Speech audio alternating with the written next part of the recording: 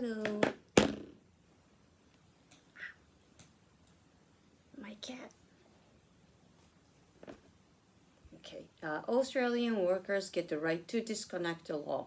Australia has become the latest country to let its workers disconnect outside of working hours. A new law came into force on August 22nd for people working in companies with more than 15 employees. Some in Australia have said that working life in the 21st century is like being tied to a digital leash. Leash. In the same way that a dog is tied to a leash, workers are tied to their jobs 24 hours a day because of the emails and messages they can receive on their phones at any time. But that leash has now been cut for many employees in the country. Michelle O'Neill from the Australian Council of Trade Unions said it was good news for workers. She said it would mean more money in your pocket, more time with your loved ones, and more freedom to live your life. Yes, of course, that is true. Bosses can still contact their employees outside of normal working hours, but those employees now have the right to refuse the contact in most situations. That means they don't have to reply to emails or messages or answer calls from their superiors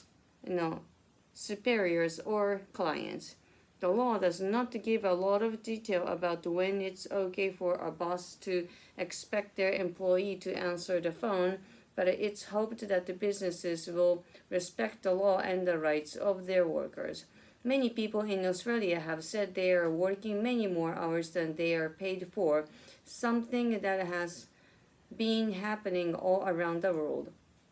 A number of other countries already have laws or their rules that let people disconnect outside their working hours. Yeah, you actually need to do it for yourself. Yeah? And the people working for businesses with fewer than 15 employees in Australia will get the right to disconnect from August 2025. Questions: when did Australia's new right to disconnect law came into force? What do employees now have the right to do if their bosses contact them outside the normal working hours? When will Australians working for businesses with fewer than 15 employees get the right to disconnect? Do you remember? What are your thoughts on Australia's new right to disconnect law? Yeah, it's good. I mean, I try not to connect after working hours, so my private phone and working phones are different, so I put that aside and never really touch it after that, after my work. Does your country have a similar law? Do you think it should? Yeah, it should. How common is it in your country for people to work many more hours than they are paid for? It's common, but it's not good, and everybody knows it's not good. So, do you think there might be times when a boss should be able to contact an employee outside normal working hours?